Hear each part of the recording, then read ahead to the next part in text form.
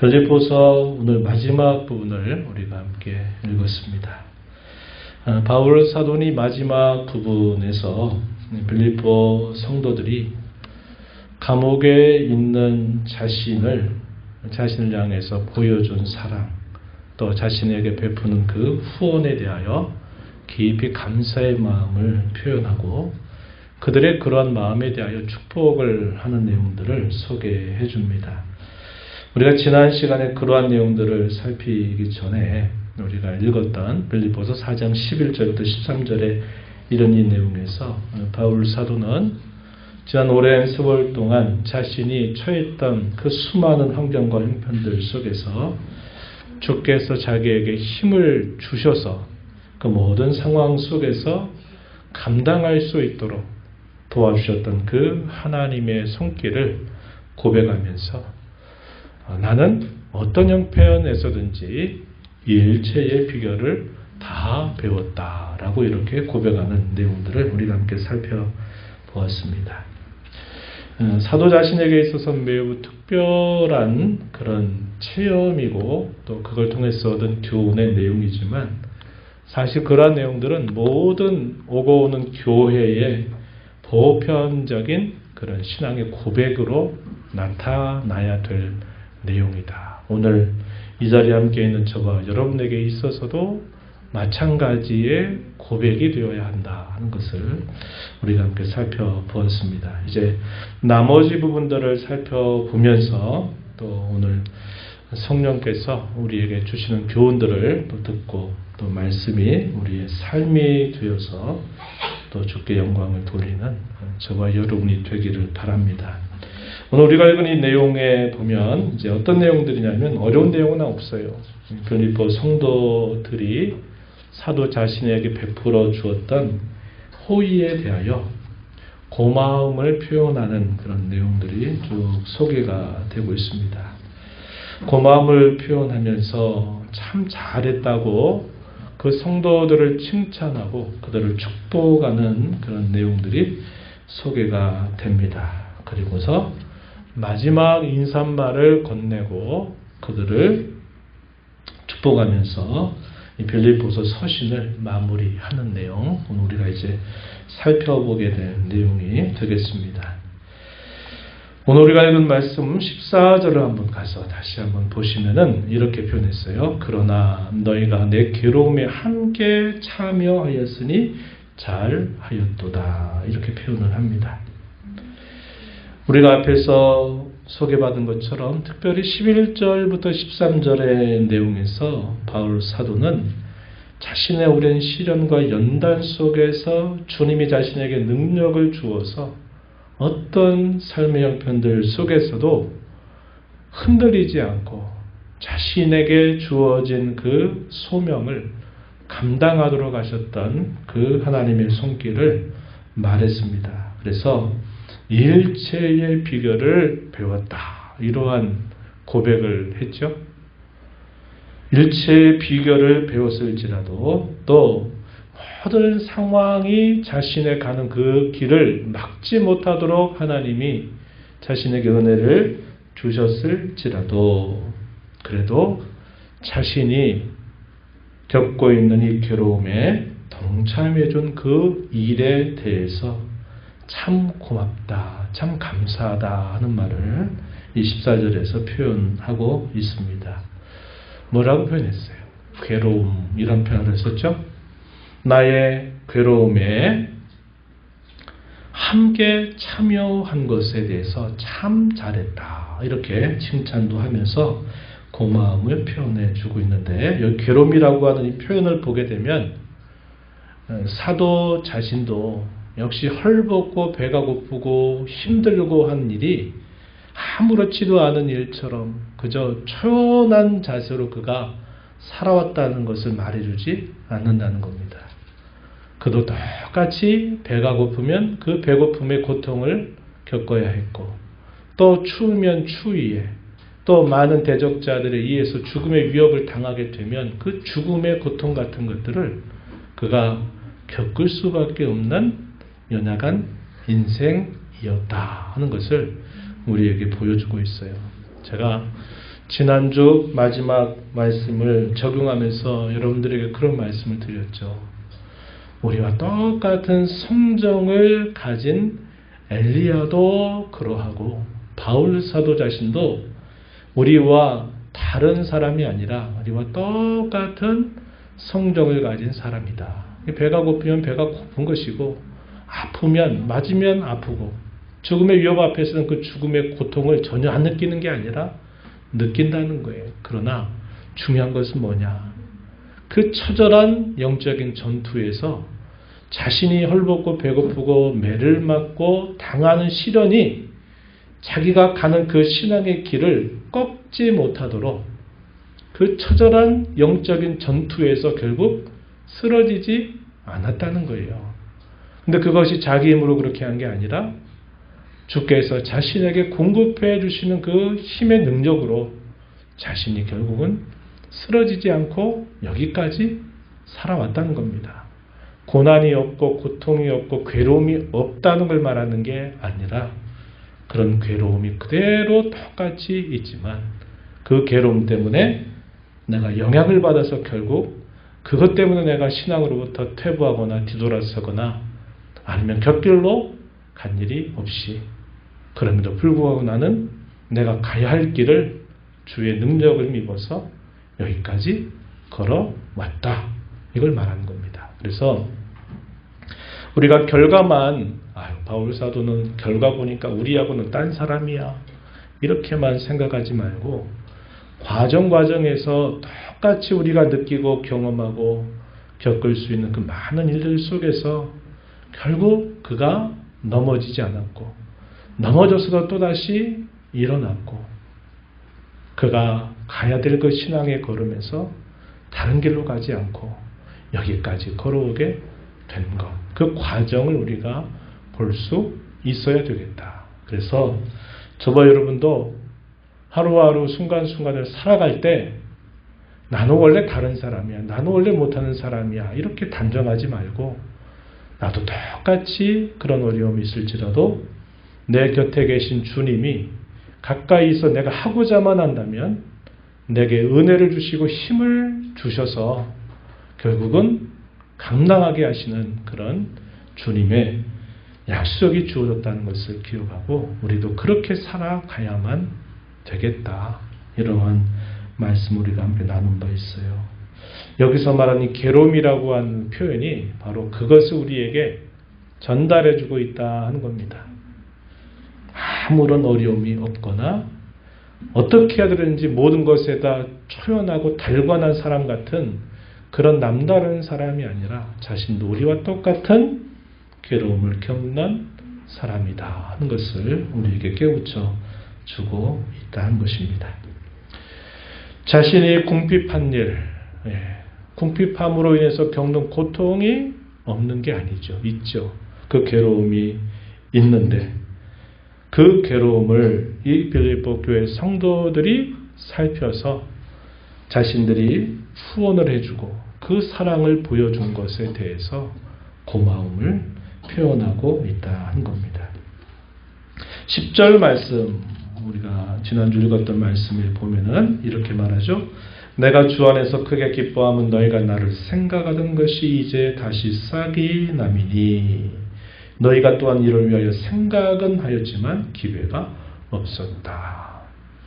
한 10여 년 정도의 세월, 그 세월 동안 바울 사도는 계속적인 전도 여행을 수행하다가 이제 세 번째 전도 여행을 마치고 예루살렘에 갔다가 대적자들에 의해서 쫓겨 결국은 이 로마 가이사 황제가 있는 이 로마로 지금 이송이 돼가지고 여기에 있는 상황이 된 겁니다. 그래서 이 빌립보 교회 성도들이 사도를 향한 마음은 분명히 가지고 있지만 계속 다니는 그의 여정에 함께하기가 어려웠는데 이 로마의 감옥에 수감 중에 있다고 하니까 이들이 마음을 써서 방문하여 그의 괴로움에 동참하고 있는 모습에 대해서 고마움을 표현하고 있는 것이죠. 누구 편으로 이러한 도움의 손길을 주었습니까? 에바브로티도라고 하는 신실한 일꾼을 통해서 이 빌립보 성도들이 사도의 어려움을 알아주고 도와주는 그 일에 대해서 고맙다, 감사하다 하는 말을 표현하는 것입니다. 18절 읽은 말씀으로 가서 보시면 내게는 모든 것이 있고 또 풍부한지라 에바브로 디도 편에 너희가 준 것을 받음으로 내가 풍족하다 이렇게 표현을 했습니다. 그래서 여기서 그러한 고마움을 이렇게 표현하고 있다 하는 겁니다. 다른 성경 서신을 보게 되면요, 이에 대해 비슷한 이해를 우리에게 더해주는 성경을 우리가 찾아볼 수 있겠는데 고린도후서 8장 1절 이하로부터 5절 말씀에 보면은 이런 표현들을 바울 사도가 고린도 교인들에게 표현을 하면서 이 빌립보 교회를 생각나게 해주는 말을 건넵니다. 고린도서 8장 1절에 형제들아 하나님께서 마게도냐 교회들에게 주시는 애를 우리가 너희에게 알리노니 환난의 많은 시련 가운데서 그들의 넘치는 기쁨과 극심한 가난이 그들의 풍성한 연보를 넘치도록 하게 하였느니라. 마게도냐 교회들 여기에 속해 있는 교회가 빌립보 교회가 속해 있고 데살로니가 교회, 베레아 교회 이런 교회들이 여기에 속해 있습니다.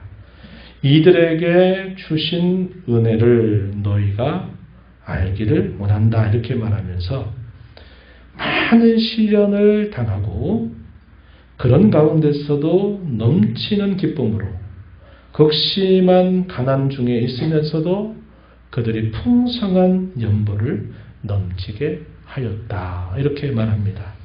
여기에 빌립보 교회가 포함이 되고 있다 이 말이에요.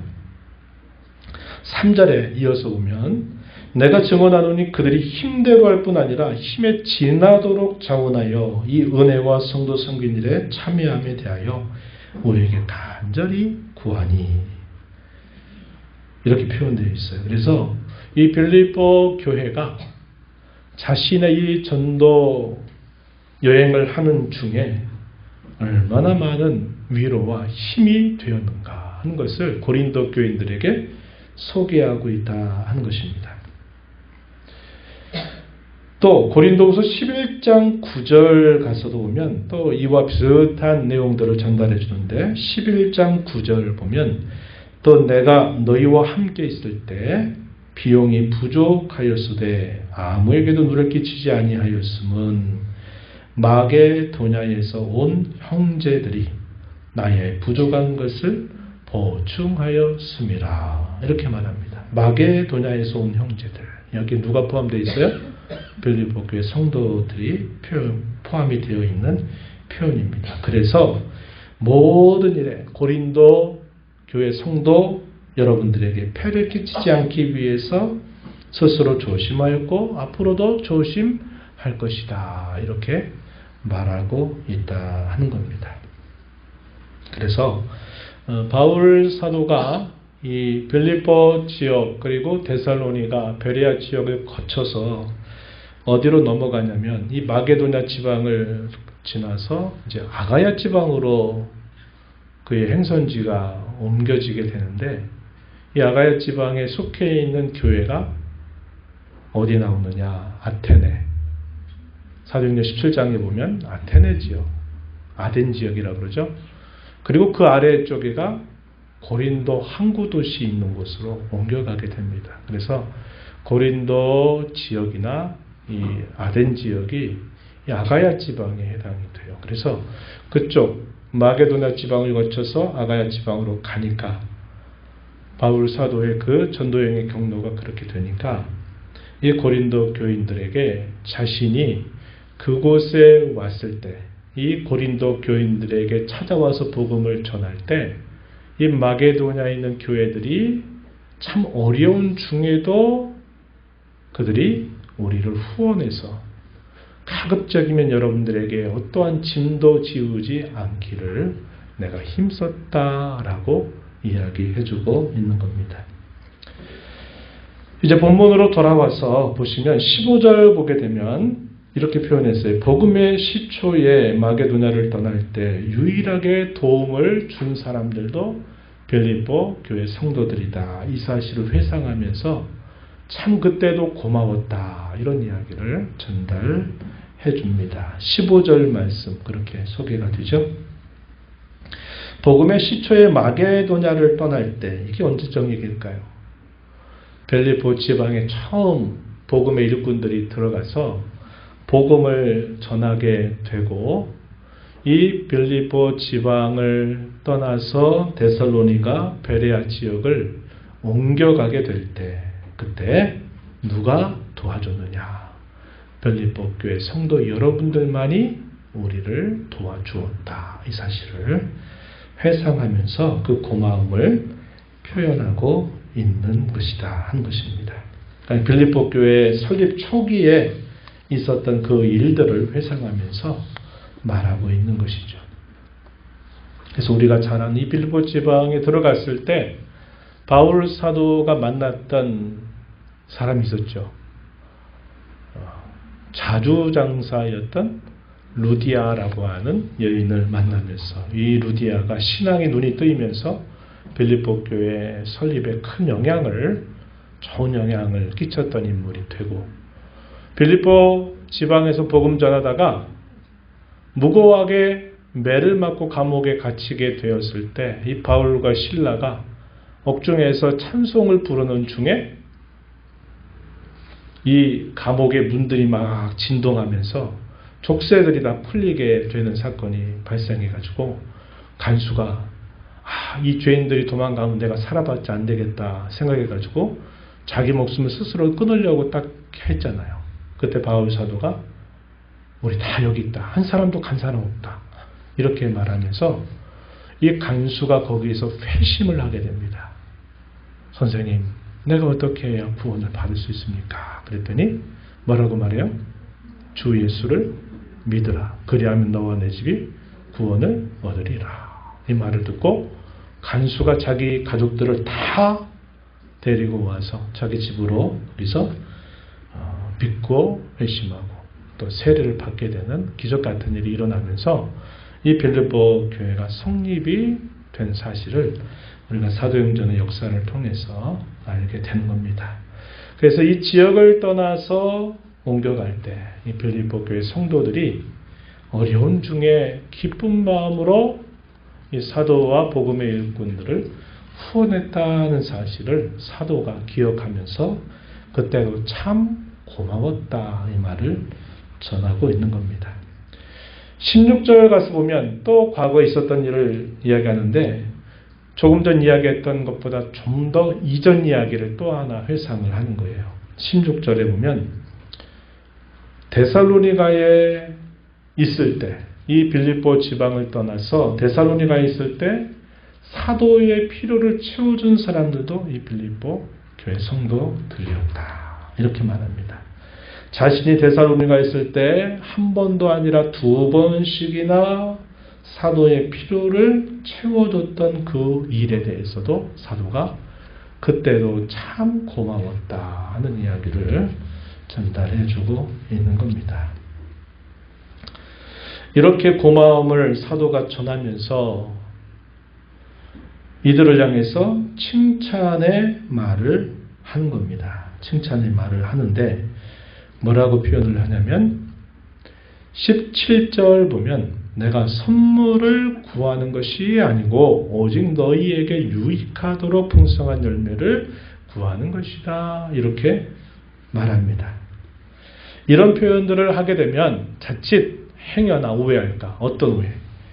고마웠으니까 나중에 또 그렇게 해달라고 하는 얘기인가 하는 식으로 그렇게 오해는 하지 않겠지만 마치 높아심 같은 그런 마음으로 행여나 바울 사도가 그때 참 고마웠다 하니까 앞으로도 계속 그렇게 해달라 하는 식으로 오해하지 않도록 하기 위해서 사도가 덧붙여주는 말이 내가 이렇게 말하는 것은 선물을 구하려고 더 나에게 많은 걸 해달라고 내가 말하는 것이 아니라 곧 여러분들의 유익, 여러분들에게 풍성한 열매를 구하는 것이다 라고 이렇게 말을 건네고 있습니다.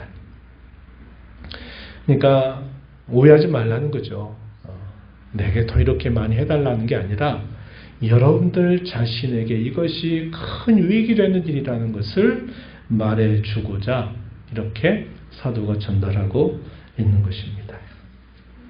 사도행전 20장에 보게 되면 어떤 말씀이 있냐면 바울 사도가 제3번째 전도여행을 마치고 이제 에베소에서 이제 배를 타고 로마로 향하게 될 때 밀레도라고 하는 섬에 도착했을 때 이 에베소 교회의 지도자들을 이 밀레도라는 섬에서 만나게 됩니다. 그래서 바울 사도가 이 에베소 교회 장로들에게 간곡하게 부탁하는 말을 건네고서 예루살렘으로 와요. 박해와 환난과 결박이 기다린다는 것을 알면서도 자신이 예루살렘은 나는 가야 된다 이렇게 말하면서 눈물겨운 작별을 하게 되는 상황에 있어요. 사도행전 20장이 그 이야기를 기록해 주는데요. 20장 33절 말씀에서 바울 사도가 에베소 교회 장로들에게 이렇게 회상하면서 말합니다. 사도행전 20장 33절에 내가 아무의 은이나 금이나 의복을 탐하지 아니하였고 여러분이 아는 바와 같이 이 손으로 나와 내 동행들이 쓰는 것을 충당하여 범사의 여러분들에게 모본을 보여준 바와 같이 수고하여 약한 사람들을 돕고 또 주 예수께서 친히 말씀하신 바, 이 표현이 중요해요. 주는 것이 받는 것보다 복이 있다 하심을 기억하여야 할지니라. 복음서에서는 이 표현이 나오지 않아요.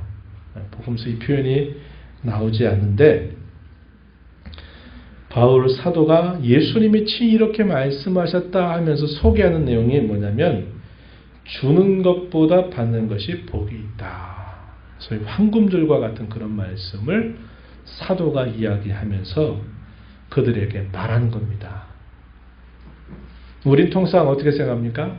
받는 것이 복이다 라고 얘기하지만 주께서 친히 말씀하신 내용은 받는 것도 복이지만 주는 것이 더 복이다 라고 말씀하셨다 하는 이야기를 건네주는 거죠. 잠언서 19장 17절 말씀에 보면 우리 많이 들어본 말씀이 소개됩니다. 이런 말씀이 있어요. 가난한 자를 불쌍히 여기는 것은 여호와께 구워드리는 것이니 그의 선행을 그에게 갚아 주시리라. 다른 사람을 불쌍히 여겨서 돕는 것은 마치 여호와께 구워드리는 것과 같다는 거예요. 그래서 이렇게 나누고 하게 되면 우리의 상식적인 생각은 이제 부족해지는구나 라고 생각이 되지만 성경에서 가르치는 이치는 그것은 마치 하나님께 꾸이는 것과 같아서 하나님께서 갚아 주신다 이렇게 말하고 있는 것이죠. 그래서 이 빌립보 교회 성도들이 그렇게 고난 가운데서 또 가난한 중에 그들이 이렇게 복음의 사역에 수고하는 사도를 돕는 이 일은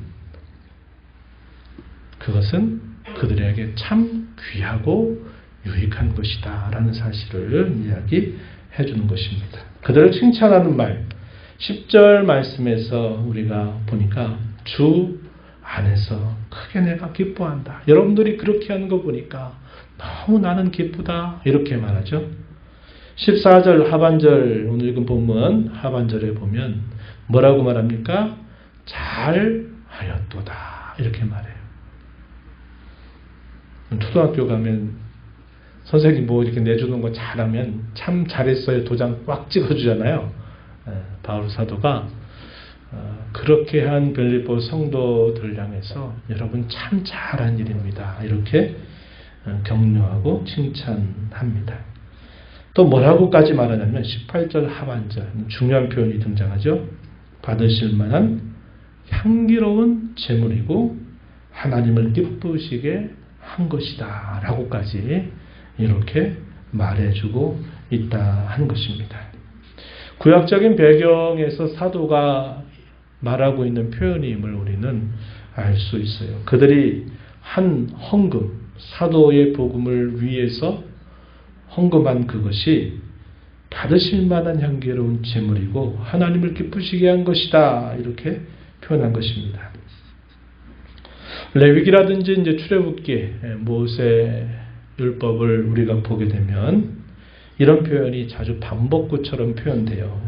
하나 예를 들면 출애굽기 29장 18절 말씀에 보면 이런 표현이 나옵니다. 그 수대양 전부를 제단 위에 불사르라. 이는 여호와께 드리는 번제요. 이는 향기로운 냄새니 여호와께 드리는 화제니라. 이렇게 표현합니다. 이것은 향기로운 냄새다. 여호와께 드리는 화제다. 이렇게 말해요. 우리가 이제 좀 있으면 10월 들면 레위기 말씀 이제 읽어가게 될 텐데 많이 이 표현들을 이제 우리가 발견하게 돼요. 하나님께 그의 말씀을 따라 드리는 제물 그리고 그 제사가 올바르게 드려지게 될 때 하나님은 그것을 두고 뭐라고 말씀하시냐면 그 제물을 두고 향기로운 냄새다. 이렇게 하나님이 받으신다는 거예요. 기뻐 받으신다 이 말이에요.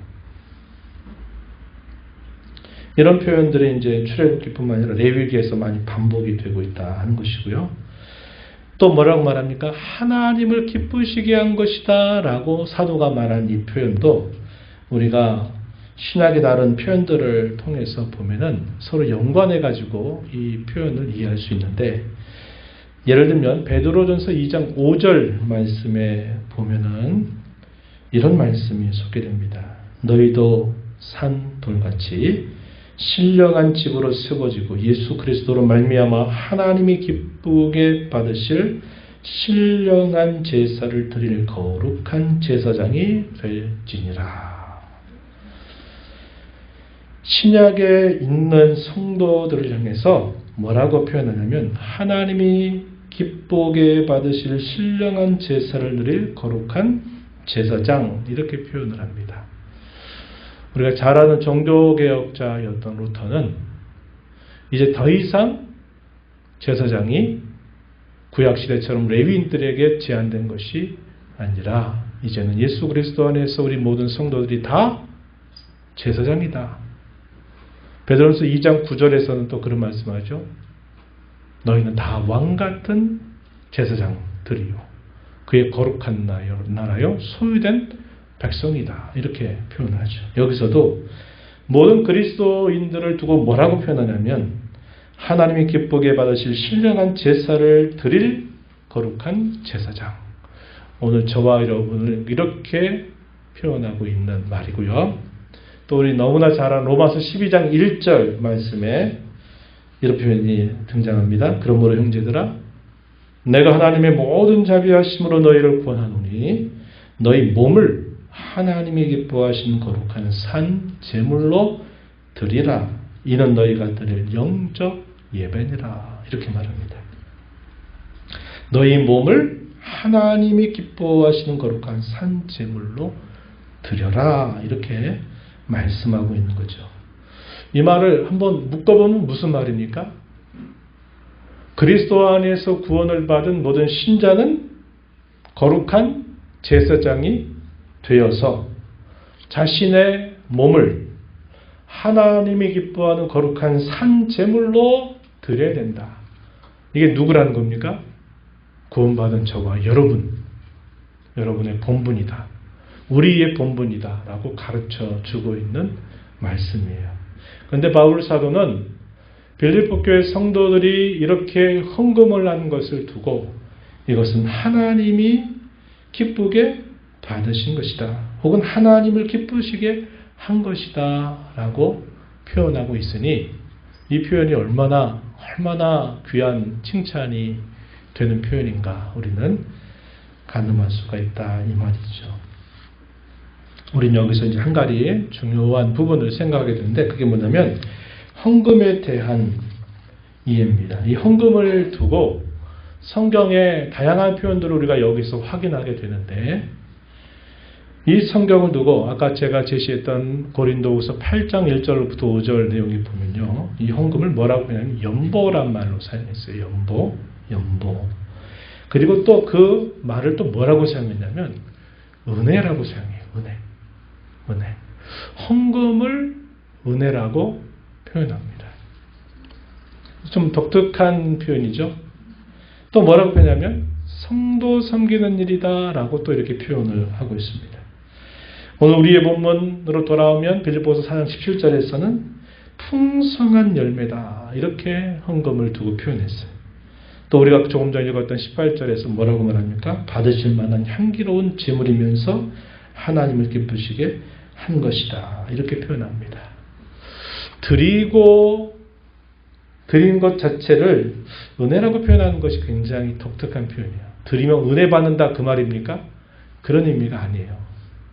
드릴 수 있는 것 자체를 사도는 뭐라고 표현하면 은혜라고 말하는 거예요. 은혜를 모르는 사람은 그렇게 드릴 수 없다는 거예요. 은혜를 아는 사람이, 은혜를 받은 사람이 그렇게 자기 쓸 것 아껴가면서도 주님의 뜻을 위해서 그렇게 할 수 있다고 이야기를 해주고 있는 것입니다. 고린도서 8장 5절 말씀, 아까 읽었던 말씀을 한번 다시 떠올려 보면 헌금의 정신은 뭐냐면 자신을 먼저 하나님께 드리는 겁니다. 그리고 헌금을 드리는 거예요.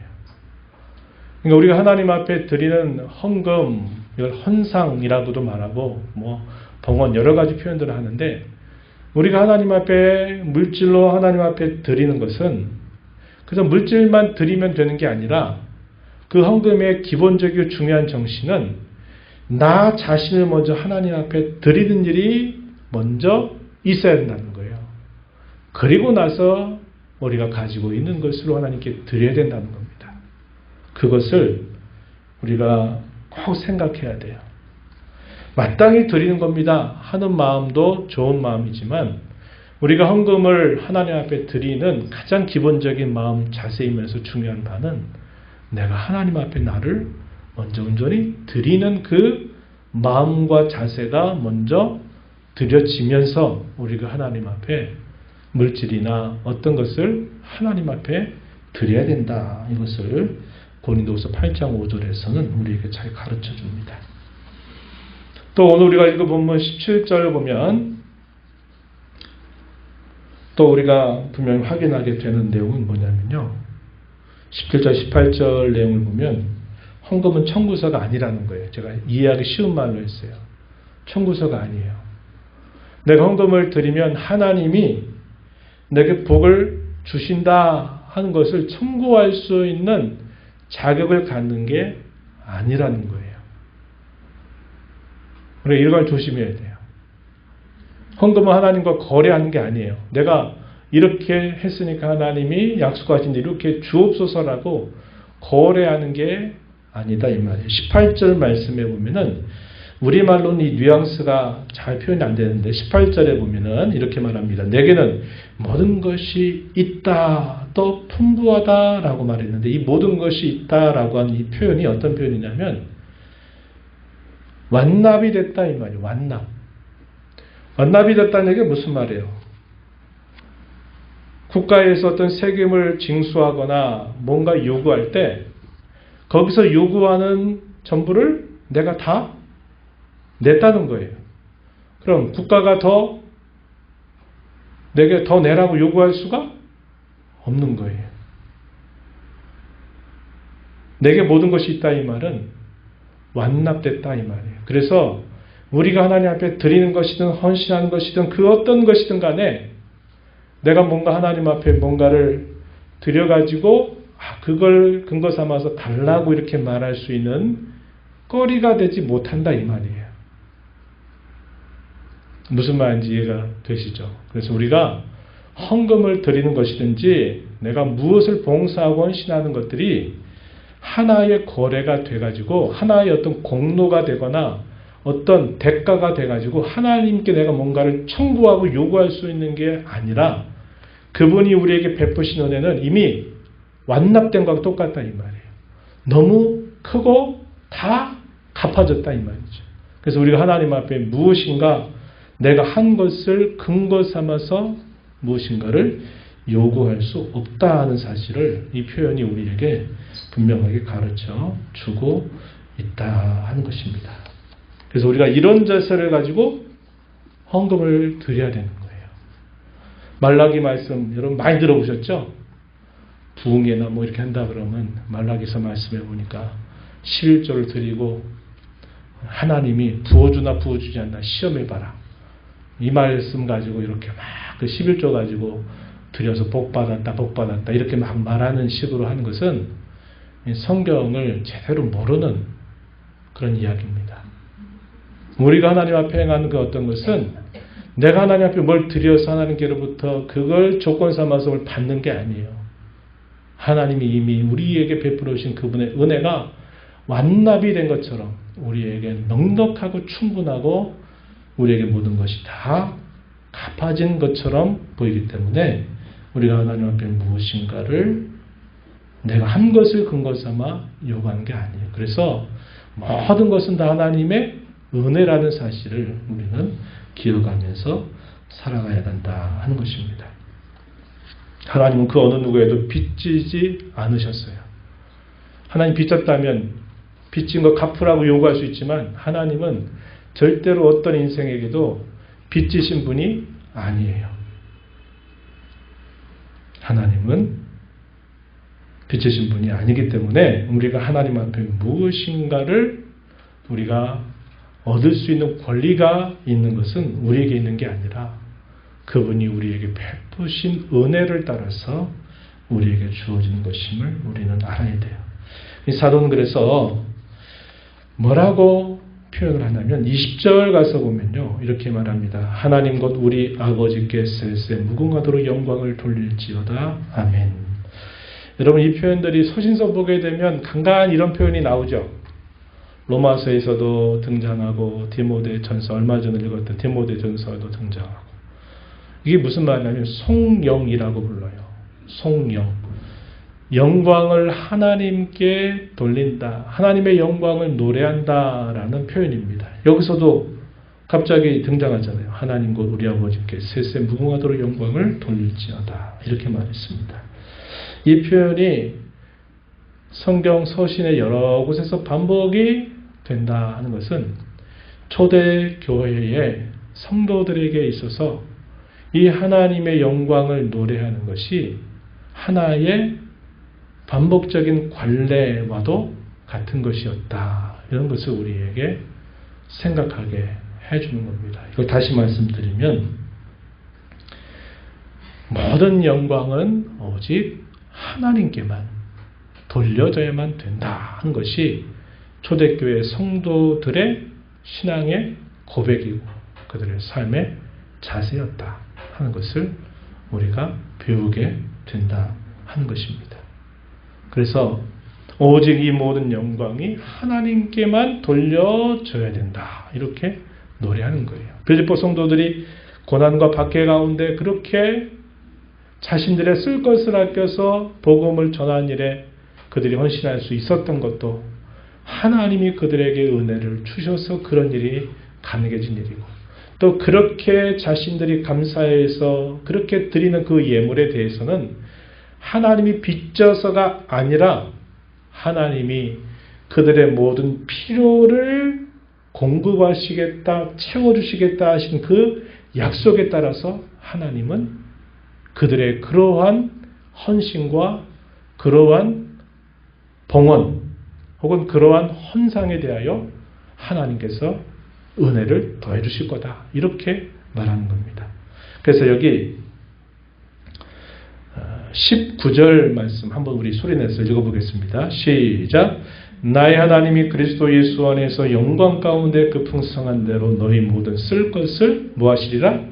채우시리라. 이것은 하나님이 빚져서 그렇게 해주시는 게 아니라 그분이 베푸시는 은혜가 완납된 것처럼 우리에게 너무나 충분하고 넉넉하지만 하나님은 약속하신 바와 같이 우리 믿는 신자들에게 있어서 꼭 있어야 될 것과 필요한 것들을 하나님은 반드시 공급해 주신다는 거예요.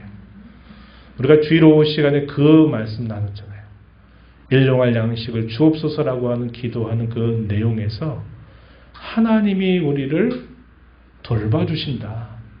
하나님이 우리의 필요를 채워주신다는 것을 언제나 믿고 하나님만이 내게 그런 걸 주실 수 있다는 것을 기억하고 늘 매일 일용할 양식을 기도해라 하는 거 우리가 주일 오후 시간에 계속 살펴봤던 내용입니다. 그래서 오늘 우리가 이 말씀을 마무리하면서 꼭 우리가 다시 한번 생각해야 될 건 뭐냐면 헌금을 우리가 드리는 그 의미가 무엇이고 그 정신이 무엇이어야 되는지를 우리가 잘 되돌아봐야 합니다. 그리고 우리 헌금 생활을 잘 정립해서 하나님 기뻐 받으실 만한 그런 헌금 생활을 우리가 새롭게 하는 그런 저와 여러분이 되어야 하겠다 하는 것이고요. 예수님이 산상수훈에서 그런 말씀하신 바 있어요. 뭐라고 그랬냐면 너희를 위하여 보물을 땅에 쌓아두지 말라 이렇게 말씀하시죠. 거기는 좀과 동록이 해하여 도둑이 구멍을 뚫고 도둑질한다. 오직 너희를 위하여 보물을 하늘에 쌓아두라. 거기는 좀이나 동록이 해하지 못하며 도둑이 구멍을 뚫지도 못하고 도둑질도 못한다. 내 보물 있는 그곳에 내 마음도 있다. 마태복음 6장 19절부터 21절에서 예수님이 그 말씀을 하셨어요. 보화를 하늘에 쌓아두라고 말씀하시는데 보화를 하늘에 쌓아두는 게 뭘까요? 한번 생각해 봐야 돼요. 어떤 분들은 헌금 많이 하는 거요? 그런가요? 헌금 많이 하면 보화를 하늘에다 쌓아두는 겁니까? 되게 그렇게 많이 생각해요. 근데 그런 의미하고는 좀 달라요. 참된 보화의 가치를 어디에 두고 사느냐는 겁니다. 우리는 하나님의 영광의 참된 보화의 가치를 거기에 두고 살아야 되고 그분의 나라를 위해서 사용하는 자세를 갖는 겁니다. 교회당에 헌금 많이 하면 좋지요. 좋지만 헌금 많이 하면 보물을 무조건 하늘에 쌓아두는 거라고만 생각하면 그건 아니다 이 말이에요. 여기 마태복음 6장 21절에서 이런 말씀이 있어요. 내 보물이 있는 그곳에는 뭐가 있다? 내 마음도 있다. 우리의 참된 보화의 가치를 어디에 두고 있느냐를 판가름하는 중요한 질문이 있어요. 한번 여러분 이거 생각해 보세요. 내게 주어진 시간과 내게 주어진 물질을 내가 어디에 많이 사용하고 있는가를 보면 내 마음이 지금 어디에 있는가를 알 수 있습니다. 아니 그거 아닌데요 이렇게 우리 말할지 모르지만 아니에요. 내가 주어진 시간을 어디에 많이 지금 쏟고 있고 내가 가지고 있는 물질을 어디에 많이 지금 사용하고 있는가를 보면 내 마음이 지금 거기 향해 있다는 것이라고 성경은 우리에게 가르쳐 줘요. 이게 중요한 판가름의 잣대가 되는 질문입니다. 여러분의 시간을 어디에 많이 쓰고 있는지, 여러분이 가지고 있는 그 재물을 어디에 많이 지금 사용하고 있는가를 보면 여러분의 마음이 거기로 향하고 있다는 거예요. 근데 오늘 이 말씀은 우리의 참된 보화, 그 가치를 하나님의 영광을 위해서, 그분의 나라를 위해서 두고 사용하는 것이야말로 하늘의 보화를 쌓아두는 것과 같다. 이렇게 말할 수 있습니다. 마지막으로는 우리는 은혜의 하나님, 우리에게 이미 모든 것을 그리스도 안에서 베풀어 주신 그 은혜의 하나님께 모든 영광을 돌리는 삶을 살기로 결단하고 힘쓰자 하는 것이 결론입니다. 우리는 무엇을 하든지 초대교회 성도들이 가졌던 그 신앙의 좋은 관례처럼 하나님께만 영광이 되도록 우리가 삶는 일에 힘을 기울여 살아가자고 하는 것입니다. 이런 결론을 마음에 새기면서 남은 생에 주 앞에 살아가는 저와 여러분 되기를 축복합니다. 하나님 아버지 감사합니다. 여러 시간들을 통해서 빌립보서 말씀을 함께 나누었습니다. 특별히 오늘 저희가 살폈던 내용 가운데서 하나님 앞에 자신의 소중한 가치를 두고서 주의 나라를 위해서, 주의 복음을 위해서 그렇게 후원하고 또 그렇게 힘을 썼던 이 빌립보 성도들을 향한 사도의 고마움, 또 사도의 칭찬, 사도의 축복을 저희가 함께 살펴보았습니다. 이런 모든 일들을 가능하게 하시는 우리 하나님께 오직 영광이 돌려지기를 그렇게 노래했던 것처럼 오늘 저희가 살아가는 이 모든 삶 속에서 오직 은혜의 하나님께 늘 감사하고 아버지 나라와 아버지 영광을 위해서 또 저희들이 살아가는 매일매일의 삶이 되도록 주께서 인도하여 주옵소서. 예수님 이름으로 기도하옵나이다. 아멘.